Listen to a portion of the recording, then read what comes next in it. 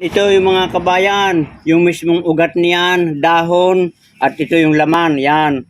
Malalaki at matigas kapag siya magulang na. Itong mga kabayan, mas mabisa kung ating tatalupan at ating ilalaga. Lalo na itong ating ugat na ito, napakaganda natin patuyuin. At ito naman pwede nating itanim at ito ay magkakaroon din ng laman na katulad nito.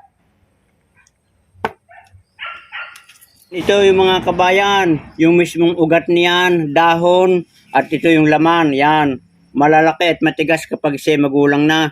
At ito naman ay pwede nating patuyuin at ating ilaga at yan ay nakakatulong din sa ating mga karamdaman katulad ng wala tayong gana sa pagkain, impatso, sakit ng tiyan. Nakita ninyo yung mismong ugat at laman. At ngayon naman mga kabayan ay di bago tayo magtapos ay shout out muna sa lahat ng aking mga viewers, follower, at sa lahat ng mga nagsishare, naglalike ng aking ina-upload ng mga video.